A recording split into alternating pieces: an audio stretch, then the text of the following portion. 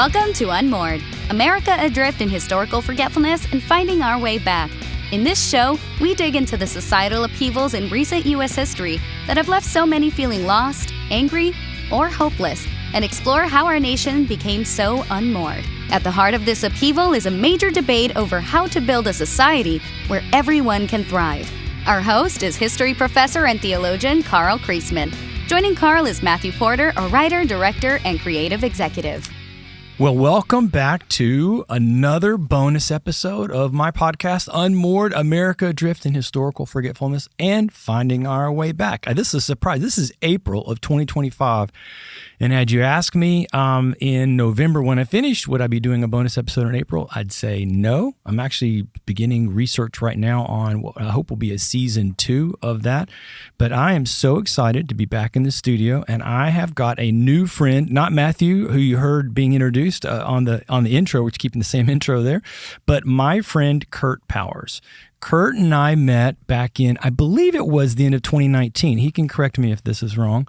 When I was running for office locally here, and a student of mine was, I think, working with you as an intern. I think it was late 2019. I don't think it was early 2020, but it's either late 2019 or early 2020.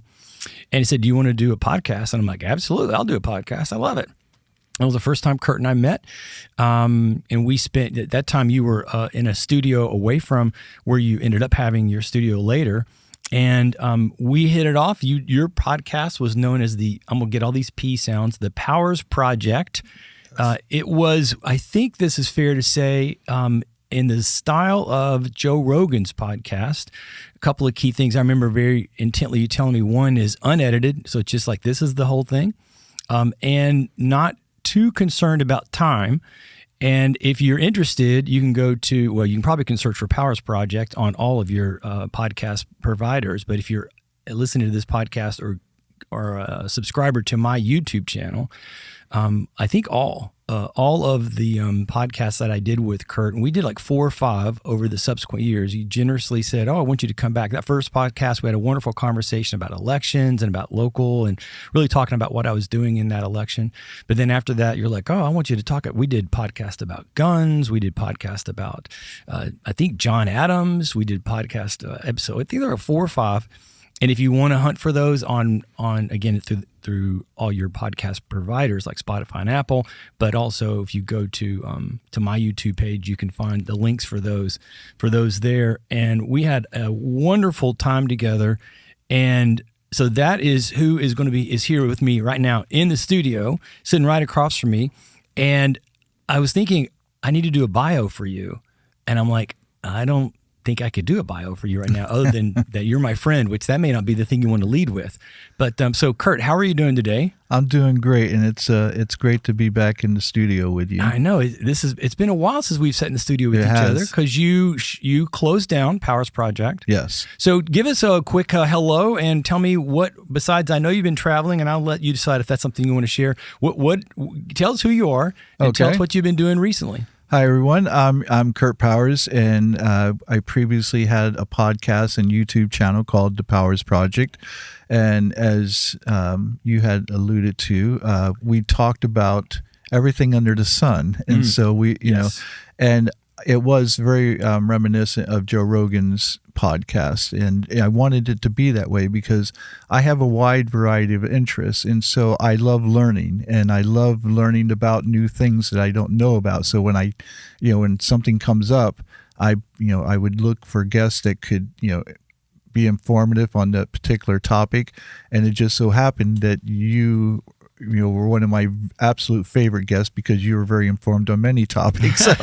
But you had guests in a wide-ranging, so with me it may have felt more political for some people, but you had wide-ranging guests. Yeah, I had guests that were world champion athletes, who were best-selling authors. I had, anywhere from Dr. Dennis Kimbrough, who wrote a book many years ago, and I bought it on that, it was like probably over 30 years ago. A book called Think and Grow Rich, A Black Choice. And I thought, I need to read that book. I don't know why I felt the need, but I did. And 30 years later, I had him on my podcast, and he was such a great guest. And then I had world champion well, he's going to kill me, Stan Everdeen, known as the Rhino, who was the world's strongest bodybuilder. Wow. And, and this guy's just amazing. So and of course, as you spoke about, we ran the gamut of, topics as far as what we spoke about, whether it was on gun control, whether it was on,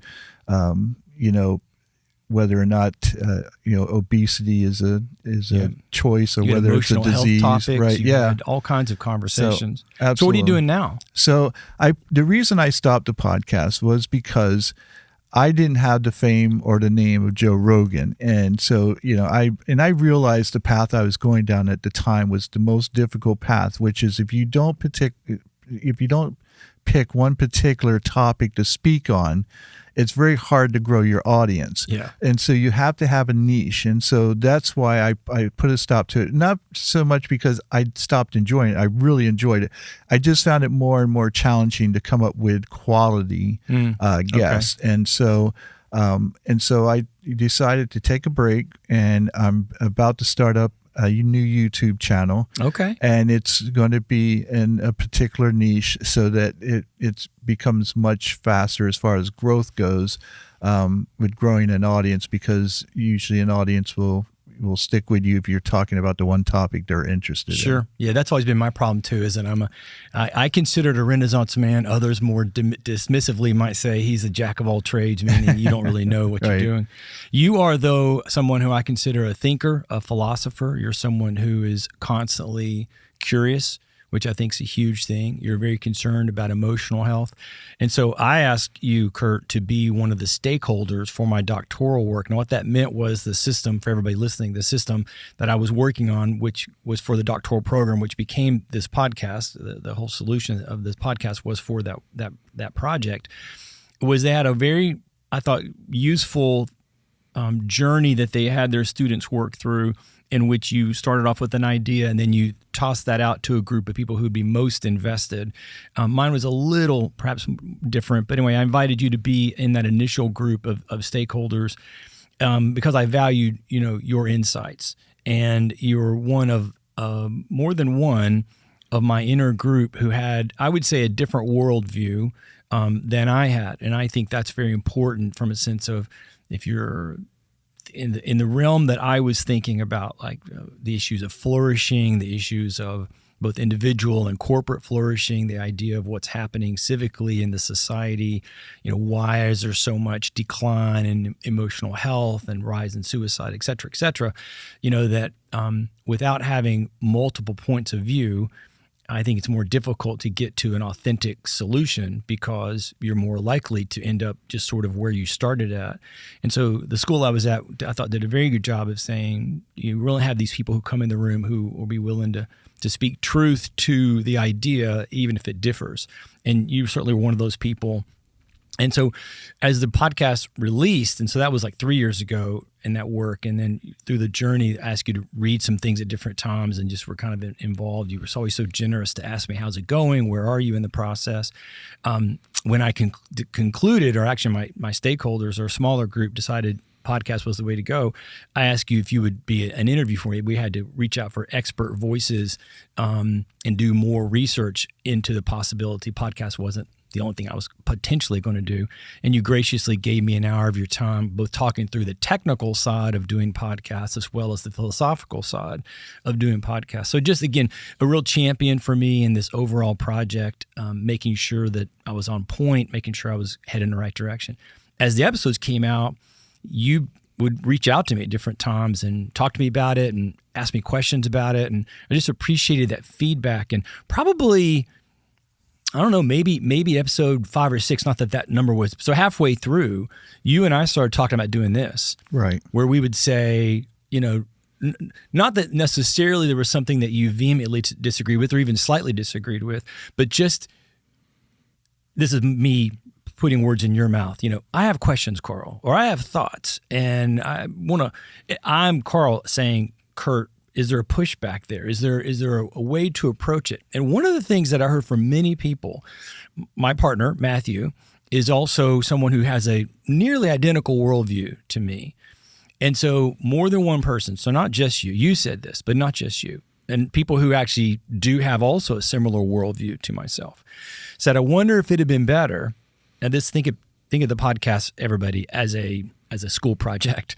So not just the podcast, but I wonder if the school project would have been better. There were reasons I had someone who differed from me in the studio for the whole time. So there are reasons I didn't do it. I'm satisfied with those reasons. I like the product. Hopefully if you've listened this far, or you're listening right now, you're like, yeah, I like the product too.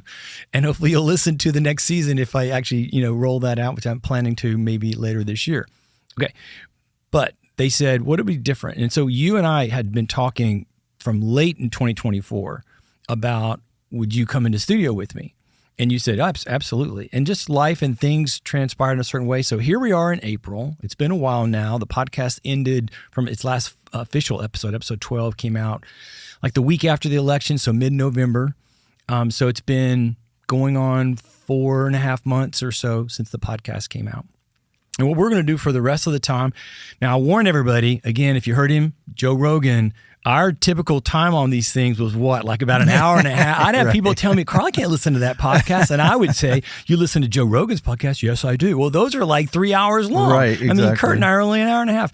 We'll see where it goes authentically. But what I've asked Kurt to do is come in and chat with me, give me reflections, ask me questions. I literally have no idea what he's going to ask, so I may fail completely as my part of the co-hosting team as we talk through. But just and obviously there's 12 episodes, so we could spend hours and hours and hours if we broke down each episode. We're not going to do that. If there's a request for going again, maybe, and there's something else, maybe we will. But we're going to have a good conversation, and it starts with that idea of saying to you, when you think about the podcast, what are something that I ask you to think of like 3 to 5 things, but just reflect back for me as you listen to the podcast, kind of its overall arc of its argument.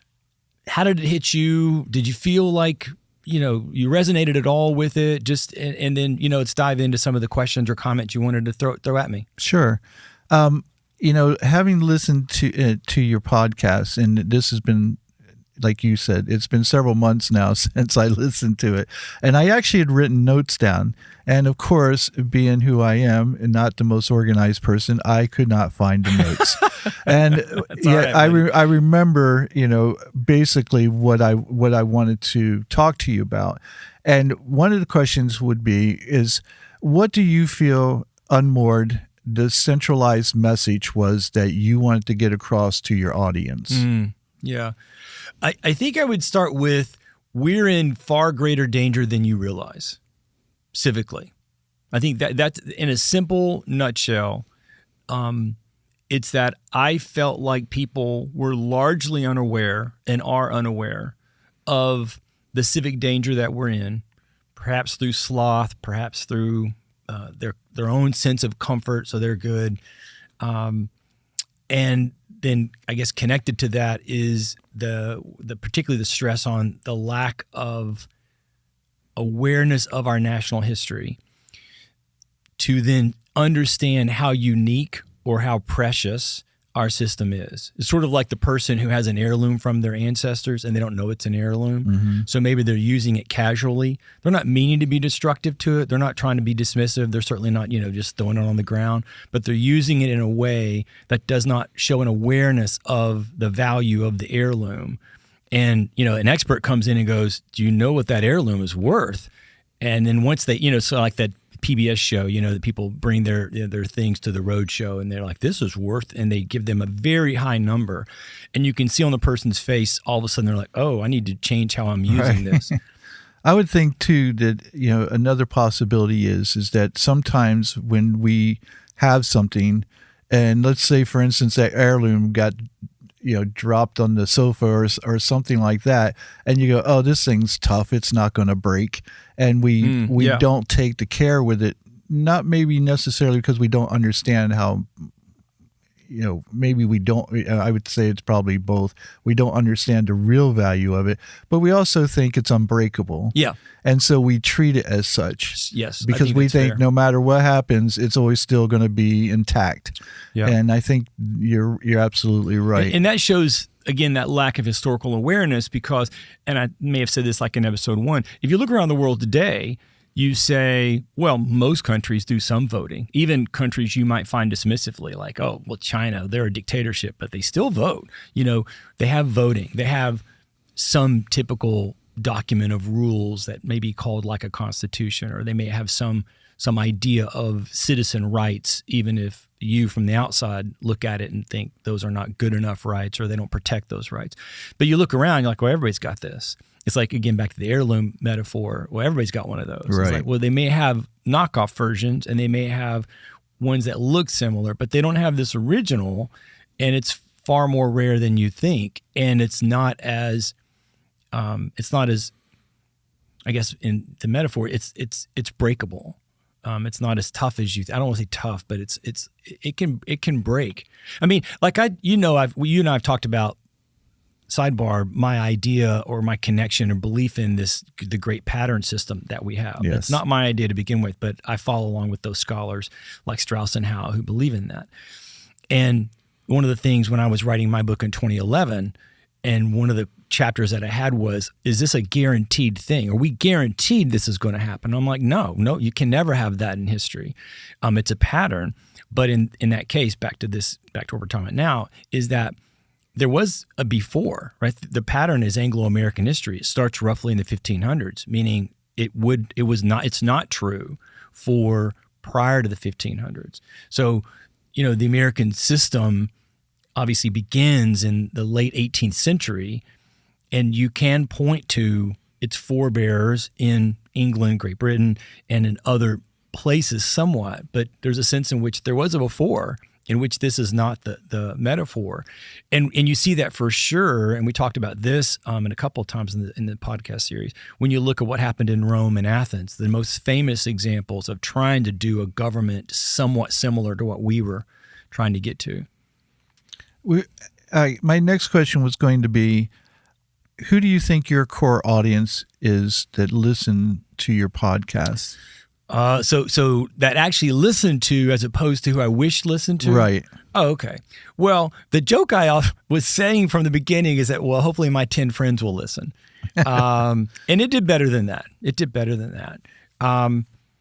That's a good question. I don't know, because you might tell me I'm wrong here, but one of the things that really surprised me, this is on a technical side from a podcast, is how impossible it is to get data point. You can do a little bit more on the YouTube side than on the Apple Spotify side. And I didn't know that you couldn't accurately say how many people listened.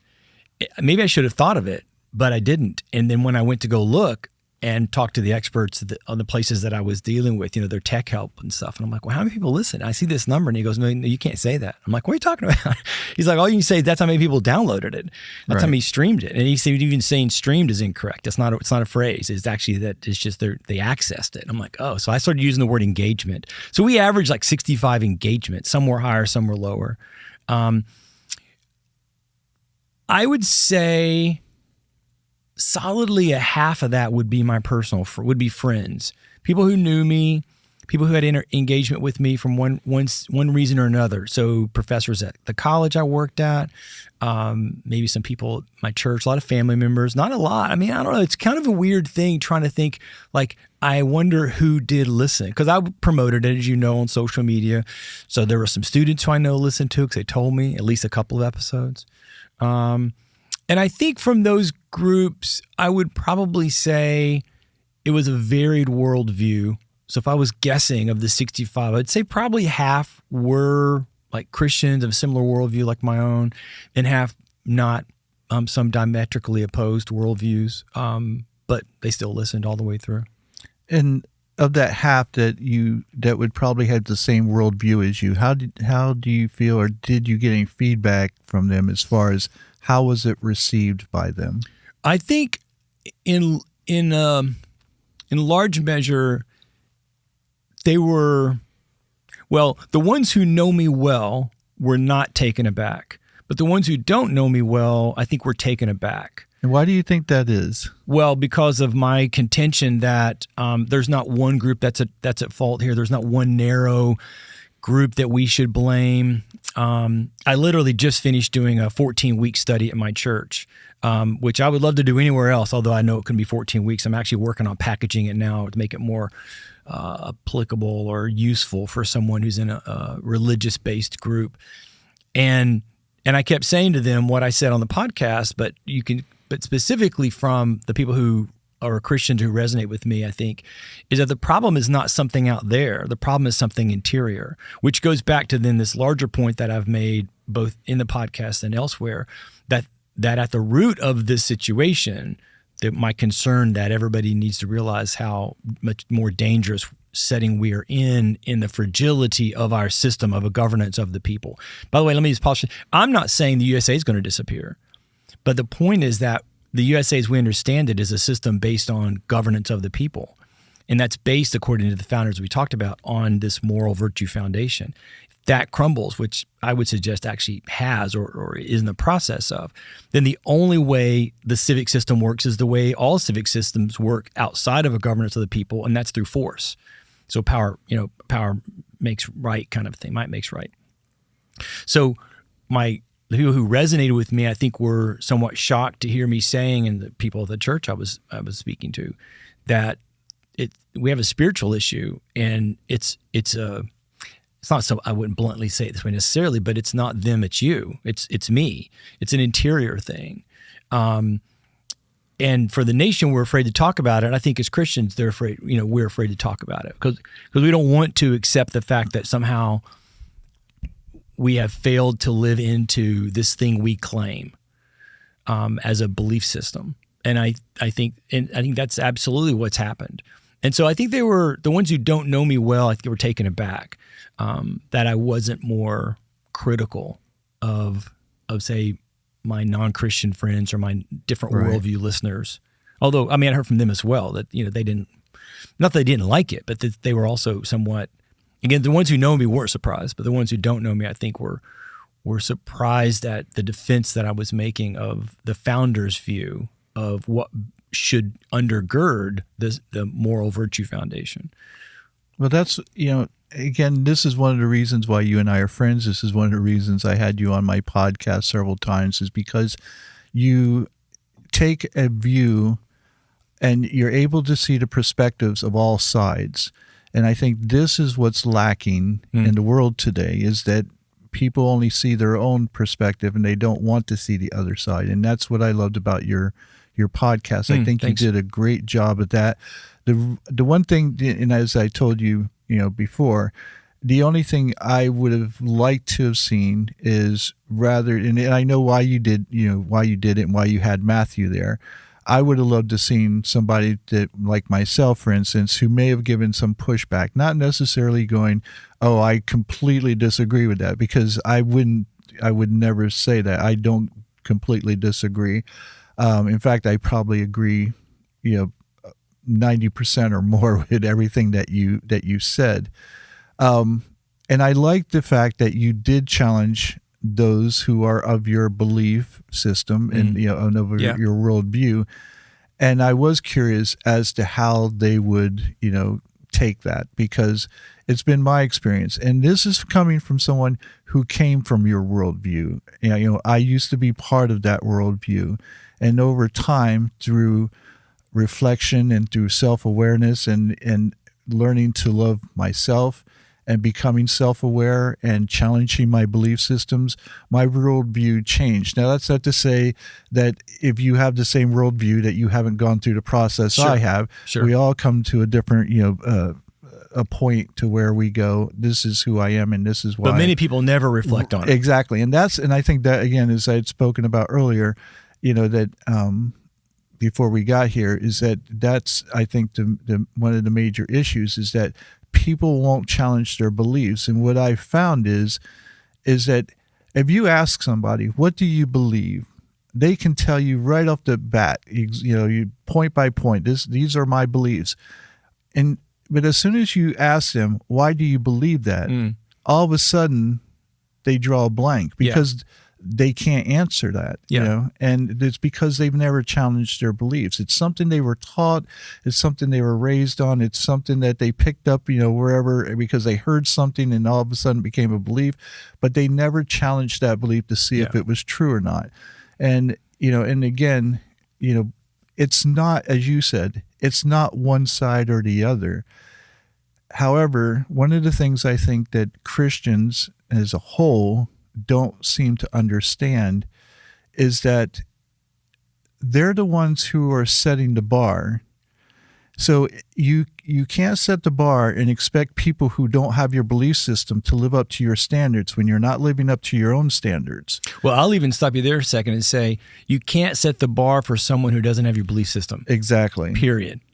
Right? It's like, it's not your job.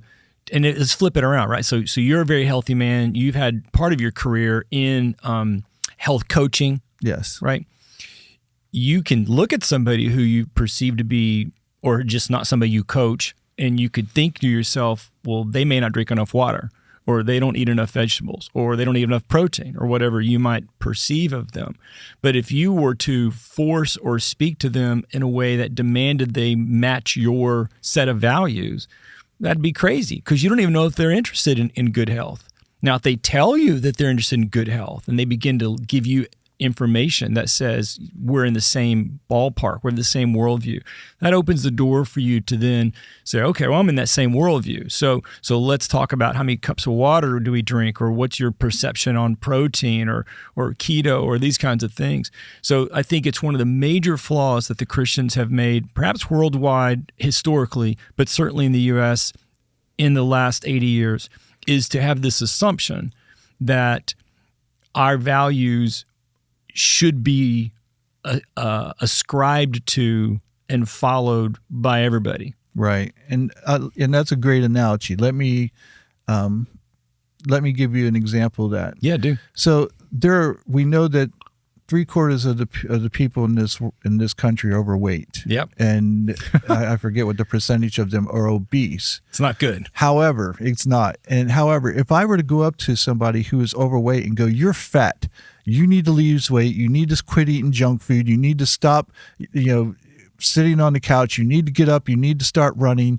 You need to start exercising," or whatever, things I said. How well do you think that's going to go over? It's not going to go well. Exactly. Well, the same thing happens when Christians say, if you do this or if you do that, you're going to hell. Your message isn't going to resonate with anyone. And so when you feel like you're standing on this righteous ground where you have this right to say something like that to somebody, whether you think you're right or not, do you really think you're effective? Do you really think that you're going to get, that message is going to resonate with the people that you're speaking with? Or do you think it might turn them away from you? Yeah, it's definitely what's funny and sad, and sad funny, is that if you just read the New Testament, Paul says this again and again and again, where he's like, let me say it this way, people know generally, the Bible has lists of things that are bad or not to do, both in the Old and New Testament, the Jewish side of it, and it's all Jewish, but the Christian side of it, okay, yeah. It's like, who do you think that's written for? Those lists are written to make it broad for both Old and New Testament, both groups, for God's people. A person who says, I'm with God. Okay, groovy. Nobody's making you say it. So if you say, I'm with God, through this mechanism, right? So in the first case, I was born Jewish, so I'm with God. The second case, I've ascribed to the statements and belief statements about this guy named Jesus. So I'm with that guy. Okay, groovy. Nobody's making you do it. Then these lists of don't do that we all know famously are in there. They're not for the world. They're for you. Right. And Paul's very clear, and the Bible's very clear, that this is not something to be applied to them. Now, at the end of time, or whenever God wants to come and judge people, that's a whole different conversation. If somebody was thinking right now, a Christian, but God's going to judge the world. Yeah, and that's God's business at his timing from his throne. And he may have a metric that we could say was similar to these lists that we're talking about. And so then he may indeed judge every human. I think he will. But that's not your job. you're not the one who's supposed to do those things. And so when you see all these lists, he's not talking to your neighbor who has a different perspective than you. He's talking to you. So that was the first part that you just said, but the second part also is true, right? So this is the second issue. The first issue I stopped you on was the idea that you have a standard you're having anybody else to do. But then you went on and said truth again in that, and you, the Christian, are not living up to that standard. Right. And I think that's part of the issue is that, again, not putting all the blame on Christians, because it's not. However, if you feel like, and I'm not talking about you personally, but if Christians as a whole feel like, and I've seen this many times, the problem is that we took prayer out of school, which is complete nonsense. It has nothing to do with prayer in school. And yet they're going, we take Christmas and call it Xmas, or make all these excuses about why the world is falling apart, and it's all because Christ isn't in their life. And that's not the truth. The truth is that we, unfortunately, and this is from my world perspective, having been in that, is that Christians are too busy telling other people how to live their lives and not focus on how to live in their own, as you just said. And that, and taking these scriptures and going, these apply to me. And what I've found in the churches that I've gone to throughout the years is that overwhelmingly, and it's not all the time, because I've seen good pastors out there and preachers out there who will direct their message to their congregation. But in most cases, what I've seen is they direct their message towards the people of the world instead, because they don't like the finger being pointed at them. They're too busy, again, and this happens from the other side as well. We see that, I see that all the time. It's that, like you said earlier, the problems that we have didn't just stem from one side or the other, and it didn't stem from one event. There's many things that have gone on through history. And what it's called now is whataboutism. Everybody's a whataboutism. It's like, well, Donald Trump is doing this. Well, that's because Joe Biden did this, or Obama did this, or George W. Bush did this, or Clinton did this, and it's all about this whataboutism. And the only way you get rid of whataboutism is punish those people. Instead of accepting it's okay that my side is doing something wrong because their side did something wrong. How about we just punish the people who did something wrong and put an end to it, so that way we don't do that any longer? Well, or hold ourselves accountable. Right, exactly. Right. Because as the saying goes, two wrongs don't make a right. And so, but that's exactly what we're doing. We're pretending that it does make a right, and it doesn't. And so, but here's the thing. And again, I don't know, I meant to get onto this, but my pushback would have been in some of your podcasts, you were, I thought, giving Christians a little too much credit for morality and things of that nature. Sure, let's talk about that. And so that's episode 6 and 7. Right. Okay. So episode 6 and 7 is where. So episode 4 and 5, the way I tell people, is the place where I tried to point my Christian audience to the historical reality of what happened to their faith, and that the Bible gives a picture of God's expectation for his people. And the way I've started saying it now, I'm not sure I said it this way exactly on the podcast, is so I did say this on the podcast, that Christians have woken up to recognize I'm not the majority culture anymore, which is why there is often kind of either an angry denunciation or we have to do something kind of thing. You're looking for a political savior or some kind of a political response that's the way, back to the prayer in school kind of thing. We can get prayer in school by force, we can make that happen kind of a thing. But that comes from this awareness of like, oh my goodness, I didn't realize we were the minority culture. And it's like, well, you are the minority culture. And so in episodes 4 in particular was an attempt to say, this is actually kind of part of God's plan. It's his acceptance. He again, what we just got finished saying, all these things in the Bible are not statements about how everybody needs to make this change, but how those who claim to be Christian or God's people. I'm with God. I'm on God's team. Okay, great. Well, here's this list of things that you're expected to do. You need to ascribe to these things, and so those are hard to do. Right. I mean, a poet whose name I need to memorize her name, and I always get it lost, and I don't want to say the wrong person. She says it's harder to believe in Christianity, in parentheses, it's harder to believe than not to. It's easier to not believe, and that's throughout the Bible. Is that this is a very challenging thing that's being asked, and there's a whole theological conversation we could go down about that, but that's not the point. The point is that you should expect to be in the minority based on how the world's normative state stands. I mean, just yesterday in class, I was talking to my students, and we were finishing up looking at the 30 Years' War in the 1618 to 1648 time period, and we were looking at this long, consistent list of wars that happened to them. And at that time, I said, just so you know, I could change literally from 1520 through 1648, there's just one named war after another. And I said, I could change those numbers to 19. It would be the same thing. Mm-hmm. I said, because we have this lie that we've not been at war except since World War II or something. And I said, we've been nothing at war. I can just show you consistently worldwide and even more narrowly from a Western point of view.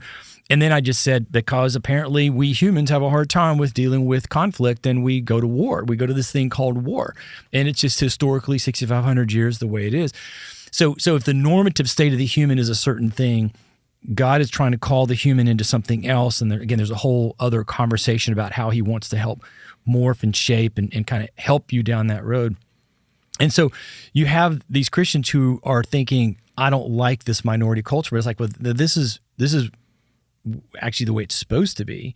And if you can go from there into then saying what happened, and that's what episodes 4 and 5 try to explain, kind of how things went wrong, you could almost say. Then in episodes 6 and 7, to the point we're going to talk about now, is this idea though of saying, but there are these things that are now true in the world that were not true pre-Christianity. And so that may be more broader than you wanted to push back on, because I guess we could also just talk more narrowly about how, you what I heard you say was, you gave Christianity too much credit for its moral impact. And, right. And because I think, and that's episode 6 and 7. Sorry, okay. I went too long. No, that's fine.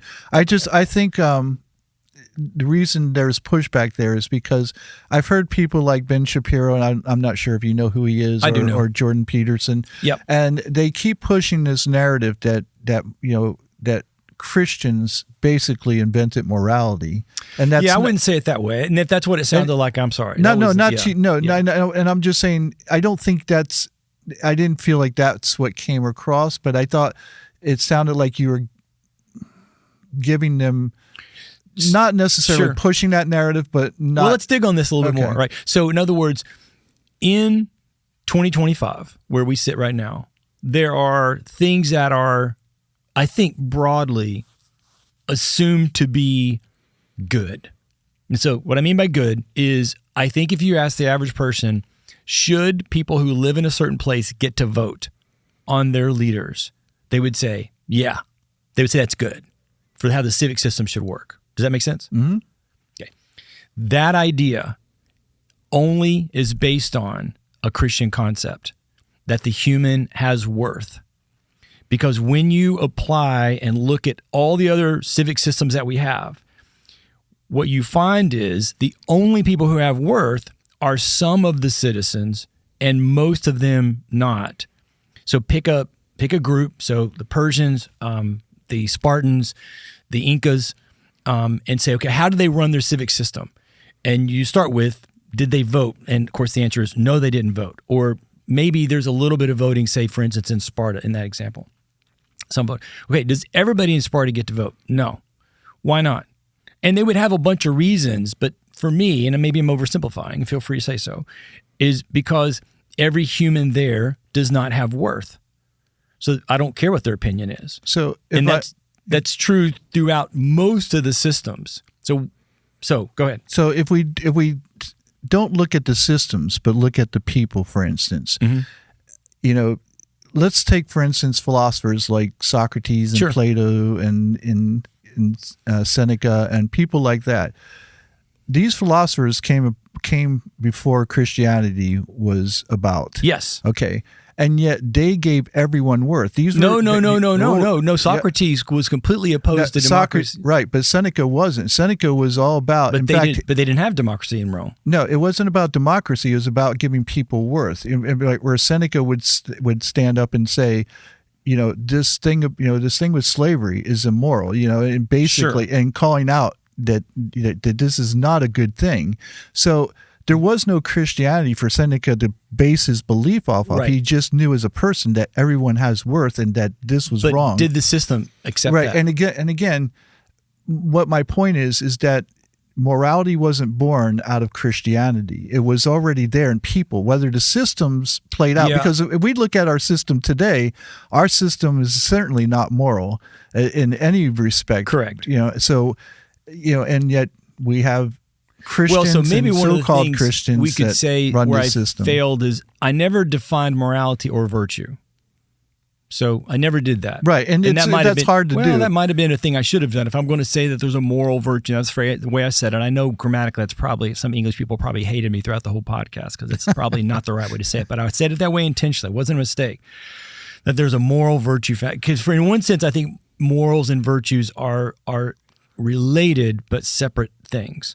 And so I was thinking in both terms. At different times, founders would talk about virtue, and other times they talk about morals. Obviously from morals, we get to morality.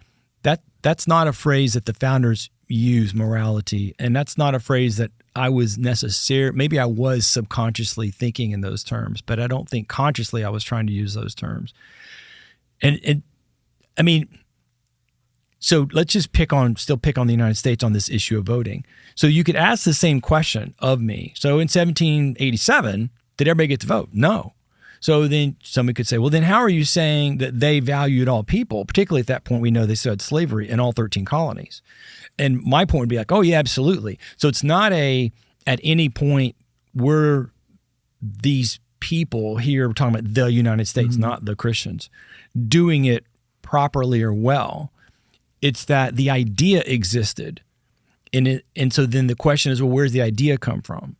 And for me, it comes from this idea that the Christians give to the world. And I guess I want to stress here, not to push back on Seneca, but we can find people in tribes and places and cultures and times who will talk about a near equivalent to the concept of a human has value. But in almost all cases, they mean it for the people who look like me, the people who are from my city. And what Christianity does is they immediately, out of the gate, one of the first battles that they have is that the followers of Jesus believe that this offering of, life with him is to anybody not Jewish. And that led to the very first, what we call the very first council, these famous religious councils that the church has throughout its 2,000 years of history. So that is the unheard of uniqueness. So it's not just that they said people have value, because again, I'm fully on board, and you didn't say this, but I'm fully on board for somebody saying, oh, I don't believe that, or I don't agree with that, because I know Christians either supported or themselves, somebody who claimed to be a Christian actually had slaves themselves. And how can a person have slaves and then believe that the human has value? Because they're going to say this is property, particularly in the United States. It's like fair, totally get you. But it's this concept that this belief structure is multi-ethnic. It's beyond ethnic. It's not bound by any grouping.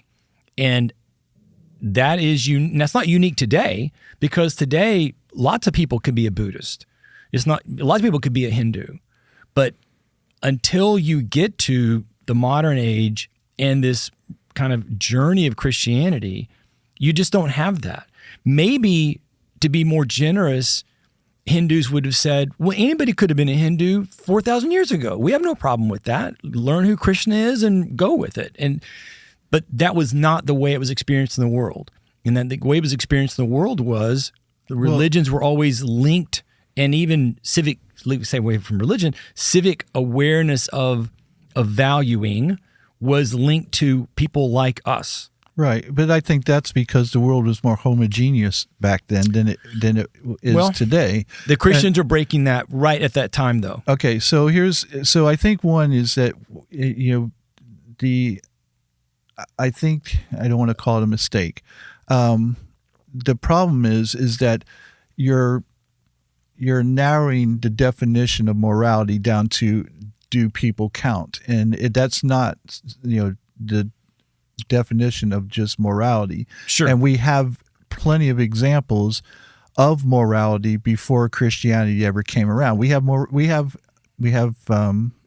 evidence of today with tribes in the Amazon who've never been exposed to Christianity, who yet have survived and thrived as a people without Christianity, that obviously have to have certain morals set up in order for them to be able to survive.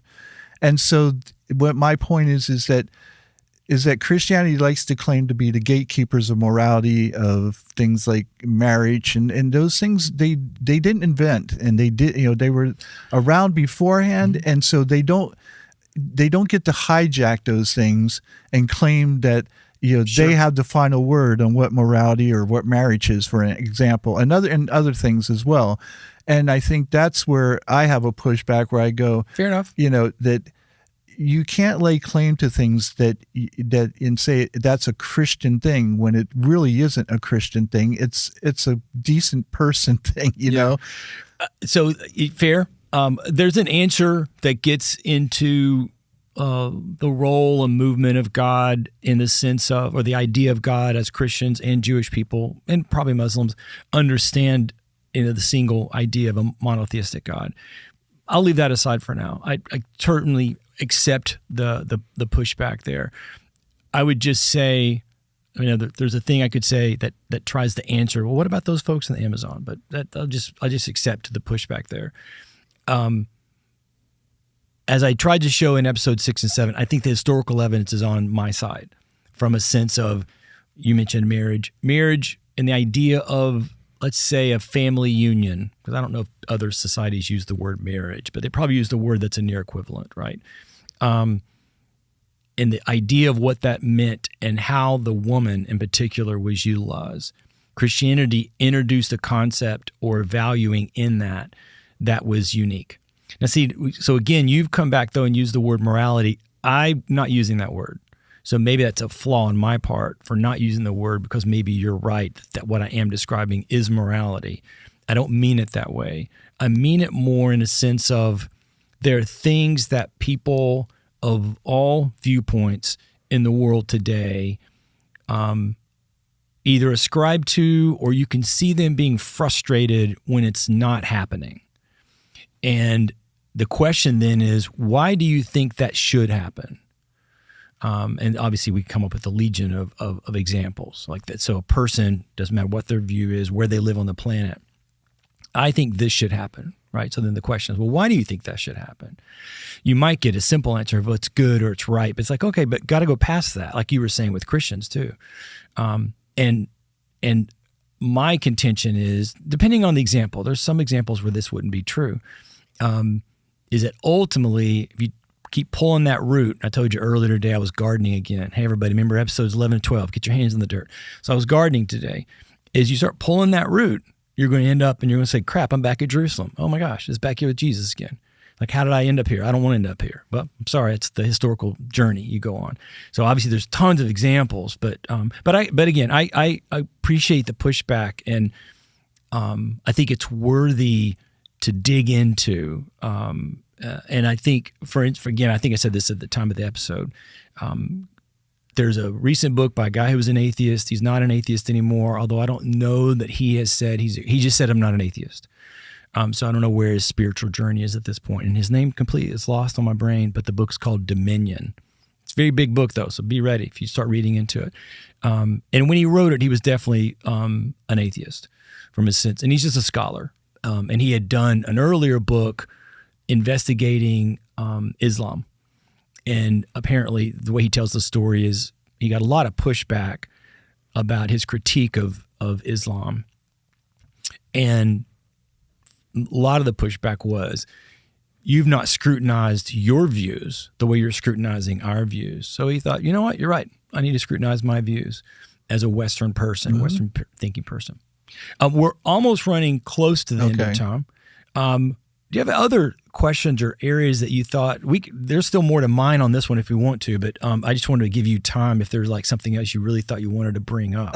No, I think the biggest thing I want to bring up is that, again, and this is not trashing Christians in any way, shape, or form. I just think that, part of your audience, they're not, and again, I could be mistaken, unless they tend to be self-aware and to be able to, look at themselves and challenge their beliefs. That, one of the things that you talked about before, and I don't remember if it was necessarily on your podcast or if it was on mine, but, we talked about the fact that, Christianity has been losing members, and that people have quit coming to church. And we probably talked about it I know I said it on mine, and I'm sure we said it on yours. So, and all I want to get across to Christians is that I know there are good Christians out there. I know many of them, and I know that many of them live the best that they can to their ability. There's a couple of things that they don't do. They don't force their beliefs on others. You're supposed to proselytize, and tell people about the Word of God. You're not supposed to force it down their throats. Yep. You're not supposed to try to make law to make them live the way you want them to live. In fact, I think, if I remember correctly, most Christian religions believe in the war in heaven. And my understanding of the war in heaven was that Satan took a third of the host of heaven with him, because he had a different idea of how it was supposed to be here. That he said, I'll make sure that not one soul is lost, because he was going to force everyone to do exactly what they were supposed to do. Yeah, it's good. And Christ said, no, they should have free will and free agency. Yep. And yet now we have Christians today trying to force people to do exactly, wrong. And going to Satan's plan. And I'm going, wake up. Do you not realize you're doing exactly what, God said he didn't want? That's why he chose Jesus to lead the way. And I don't know that does Project 2025, it is the prime example of that. Voting for a man that you say, that God chooses the people that he chooses, and sometimes they're not the most righteous person. But when we're not talking about someone like Noah who might have been a drunk. We're talking about someone who doesn't know the first thing about Christianity, doesn't have any. Whether he does or doesn't may not be our point here, but I know it's not two kings. That's what I know. But right, so. and the challenge.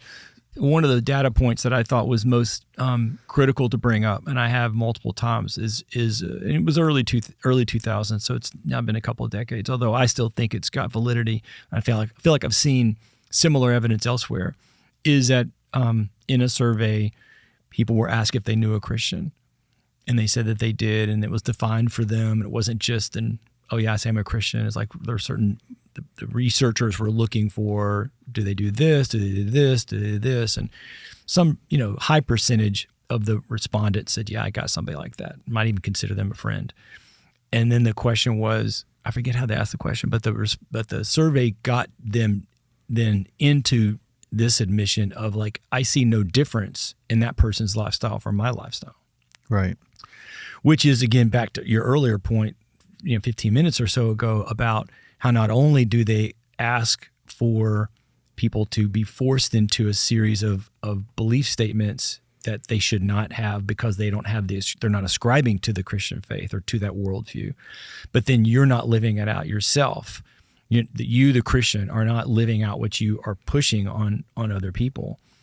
And that idea of pushing even, one of the verses that many people will quote, or I like to quote, is, to be ready to tell of why you have this hope.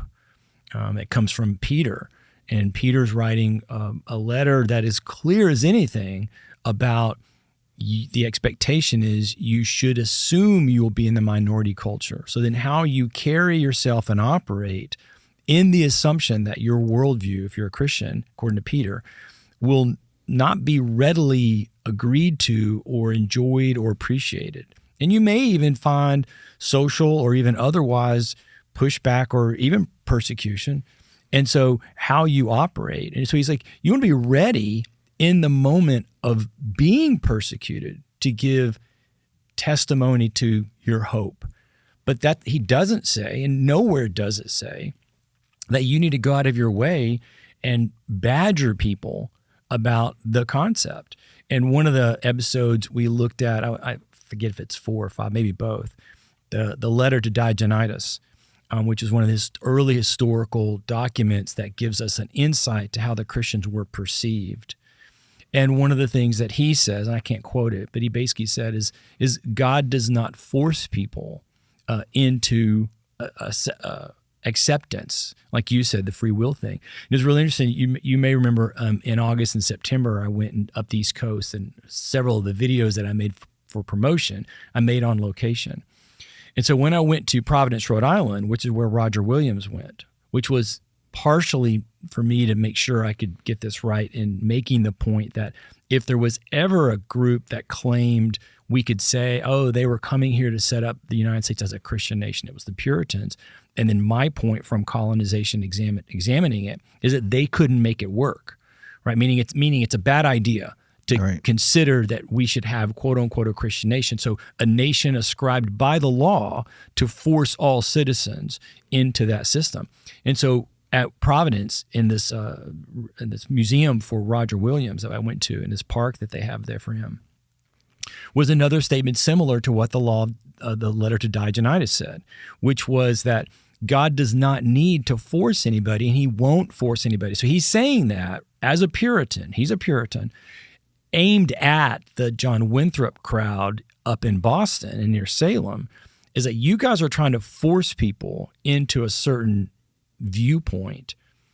And he's saying that's not the right way. And it's not the right way. It's biblically, you can look across the whole 66 books of the ancient documents, and it's not the right way. And it's one of the fact that this is a truism, what you and I are talking about, both your sense of what you said and then the reflection back, is a tragedy. If, as a Christian, it's a tragedy to me. But it's where we are. And so, I got no problem taking people to task. I'm taking myself to task, in the first point, because I want to live up to these values that I ascribe to. Well, right? And I think that's the important point. And again, my intention isn't to trash Christians, because as I said, and as you've said, it's not one group that is at fault for everything, or, it's all of us.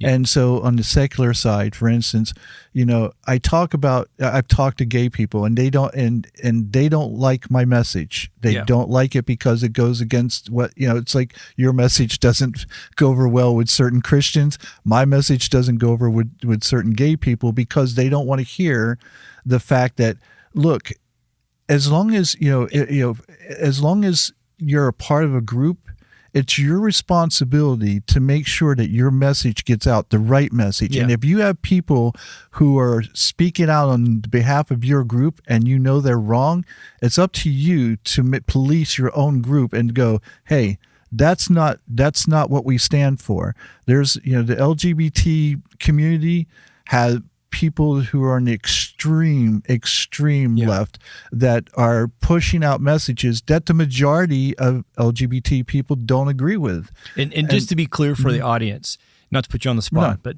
you're a gay man. Yes, I'm a gay man. Yeah, I'm sorry, I should have made that. No, we didn't make that clear. It's fine. I just wanted to protect you and make sure the audience knows that you're not. You're making the point that for Carl, as Carl is a Christian, he is saying this to Christians, and Kurt is, and this is obviously, that's not everything about me, and this is not everything about Kurt, but Kurt as a gay man is speaking, as you were saying, to your community. I wouldn't assume to speak for a community I wasn't part of, so thank you for clarifying that. But that's my point. It's like, it's incumbent upon us to take the reins back and say, that is not our message. These people do not speak for us. Now, it doesn't help that the media does everything in its power to separate us as groups, because again, I know people who don't think there's a good Christian out there, and I go, I know them personally, and yet, the narrative is to push that that Christians are all hypocrites, and they're all, and they're all the kind of Christians who are trying to force you to live your life the way they want you to live them. And I go, that's not all Christians. Yeah. But if you're not that type of Christian, it's incumbent upon you to take the mic back and put out the true message. Yeah. And I'll just say this, as a Christian, if you want to win people over to your side, live by example. That's a good word. That is the best way to do it, because people will follow your example. They're not going to follow your words and what you say.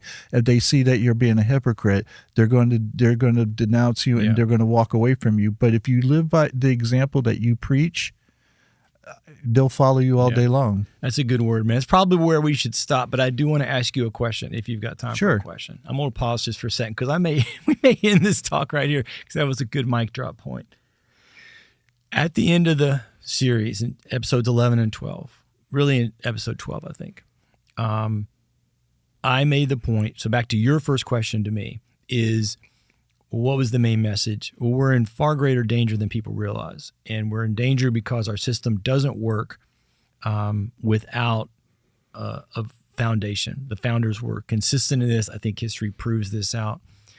And so I said then, and no way am I trying to suggest in the year 2025 that we just need to go back to the Bible and make that the foundation.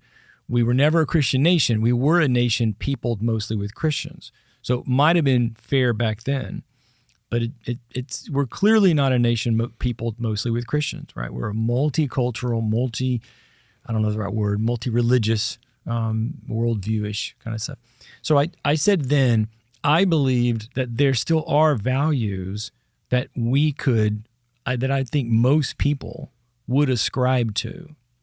So I'm going to put you on the spot, and feel free to go, oh, gosh, I don't know. Like if you were going to come up with 2 or 3, I'm not looking for the 10, not looking for the whole list, but if you were saying there are 2 or 3 like moral virtue values that we should teach our children, what would they be? I can give you one. Give me one. Do unto others as you would have done unto you. Okay. That is to me is the golden rule is this: live your life and live it the way you choose to. Just don't do any harm to others. Don't do anything that you wouldn't want it done to yourself. And if we all lived by that, we could all live in our own belief systems, and we can all be who we want to be without offending everyone else or hurting anyone else. And it's that simple. Like most, this is what I've discovered, and I'll just say this. In searching for answers in different things throughout life, I have always found that the most simple answer has always been the correct answer. We try to complicate it and make it more difficult than it is, but I can tell you that most answers are so simple, but we almost don't give them any credit because they are so simple. We go, oh, it can't possibly be that simple, so we don't accept it. Kurt, that is wonderful, buddy. We're gonna end right there. That is great. Thank you so much for the long journey we've had together now going on 6 years, but specifically for you walking with me through the 3 years of this project. And I know there'll be many more journeys and opportunities and things together, but thank you so much for coming and spending time with me. It's been my pleasure. I cannot tell you, I probably have told you, but I'll tell your audience, I have the utmost respect for you, and I love you to death. I just think you're one of the best people I've ever known in my life, and I feel blessed to have you in my life. So thank you for letting me be part of your journey. It was a pleasure. You're so kind, buddy. I love you too, man. All right. See ya. Bye.